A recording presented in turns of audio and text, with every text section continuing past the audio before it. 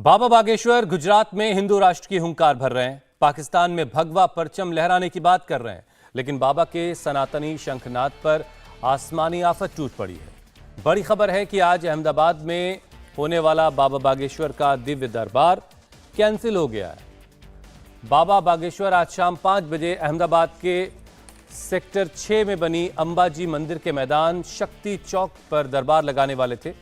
बाबा के दिव्य दरबार में 50,000 से ज्यादा की भीड़ जुटने की उम्मीद जताई जा रही थी, लेकिन कल हुई भारी बारिश की वजह से बाबा को आज अपना दिव्य दरबार कैंसिल करना पड़ गया। हालांकि अहमदाबाद में आज सुबह से धूप निकली हुई है, लेकिन कल शाम यहां इतनी बारिश हुई थी कि शहर में कई जगहों पर वाटर लॉगिंग देखी गई। सड़कों पर तालाब जैसा मंजर था। बारिश की वजह से कल अहमदाबाद के नरेंद्र मोदी स्टेडियम में होने वाला आईपीएल का फाइनल मैच भी टालना पड़ गया था और अब खराब मौसम ने बाबा के प्रोग्राम को भी बिगाड़ दिया है। बारिश की वजह से बाबा को अपना दरबार कैंसिल करना पड़ गया। बाबा बागेश्वर पिछले 4 दिन से गुजरात में हैं। अहमदाबाद आने से पहले सूरत में बाबा ने दरबार लगाया, हिंदू राष्ट्र की हुंकार भरी, लव जिहाद पर वार किया। हजारों भक्तों की मौजूदगी में कहा कि जो लोग राम को काल्पनिक बताने का पाप करते हैं और करते रहे हैं, वो खुद कुछ दिन में काल्पनिक होने वाले हैं। कई लोगों को भगवान में भी पत्थर दिखाई पड़ते हैं, परंतु भक्तों को पत्थर में भी भगवान दिखाई पड़ते हैं। जैसे कई लोगों को भगवान राम काल्पनिक नजर आते हैं, लेकिन हम लोगों को जो कह रहे हैं वो काल्पनिक नजर आ रहा है। अपनी अपनी दृष्टि है, जो जैसा देखता है। तो इंद्रपुत्र जयंत को भगवान में भी भगवान नहीं दिखाई पड़ रहे, और प्रायः राम का विरोध करने वालों को भी भगवान राम में राम नहीं दिखाई पड़ रहे हैं। इनकी भी बहुत बुरी दुर्दशा होगी।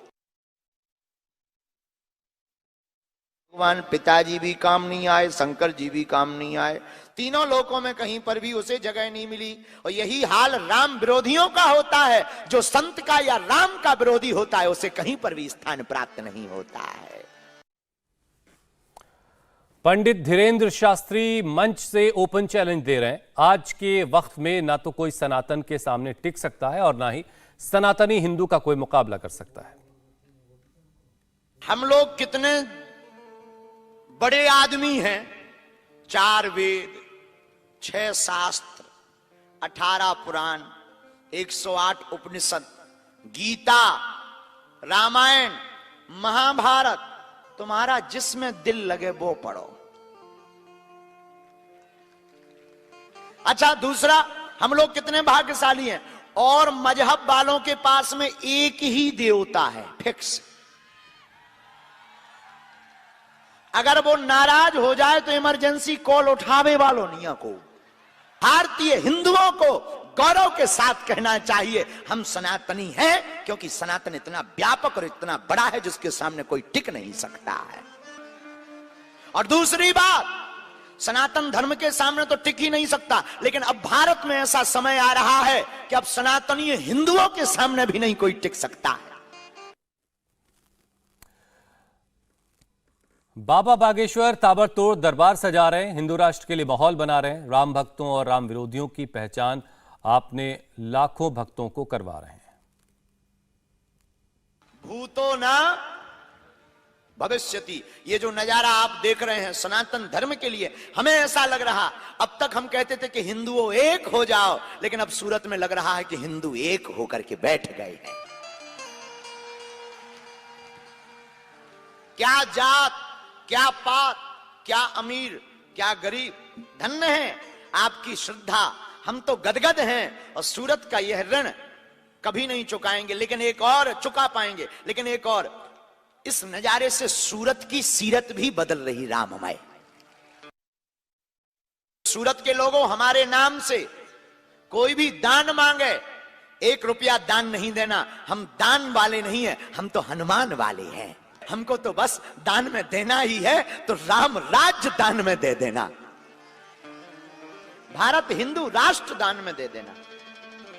हमको अगर तुम्हें दान देना ही है तो सूरत के पागलों, जब जब हिंदुत्व की बात आवे अपने घर से बाहर निकल करके हमारा साथ दे देना कि आपको तांत्रिकों के चक्कर में ना पड़ना पड़े। हम चाहते हैं कि आपकी रामचरितमानस को कोई ना फाड़े। हम चाहते हैं कि हमारी बेटियों को लव जिहाद के चक्कर में ना पड़ना पड़े। इसलिए भारत को हिंदू राष्ट्र आवश्यक है। हमारे हृदय में पीड़ा यह है कि कोई हमारी रामचरितमानस पर उंगली ना उठाए, कोई हमारे हनुमान जी पर उंगली ना उठाए। हम चाहते हैं तुम लोगों की आंखों में आंसू ना रहे। हम चाहते हैं तुम लोगों को किसी माध्यम की जरूरत ना पड़े। हम चाहते हैं तुम किसी दूसरे मजहब के चक्कर में ना पड़ो। इसलिए जगह जगह जाकर हम तुमसे दान लेने नहीं आए हैं, ना हमें तुम कभी देना। भगवान की कृपा से हमारी तो संपत्ति तुम लोग हो। और अगर ये गलत है, होता रहने दो साहब। कोई कहे कि ये गलत है, हम गलत सही, लेकिन हम तुम्हारी आने वाली पीढ़ी के लिए कहना चाहते हैं, ताकि तुम्हारी आने वाली पीढ़ी राम को जान सके, आने वाली पीढ़ी रामचरितमानस पर गौरव करे। पहले के समय में रोज रात्रि काल में माताएं और पूरा परिवार भोजन करने के बाद रामायण पढ़ा करता था, पूरा परिवार। अब आजकल जब से टीवी और बीवी आई, सब बंद हो गया। बोलो सीताराम, जोर से बोलो सीताराम। अब टीवी का भी जमाना गया, आगे को लोगों जो मूवी आए लगा, हेलो, इसी में काम चल रहा है। लेकिन कोई बुराई बात नहीं है, मोबाइल भी होना चाहिए, टीवी भी होना चाहिए, लेकिन हर घर पर शाम को 7 बजे एकत्रित बैठकर सीताराम हनुमान का कीर्तन भी होना चाहिए। इंडिया टीवी हर वक्त हर जगह डाउनलोड करने के लिए सर्च करें India TV news Google play store या ऐप स्टोर पर।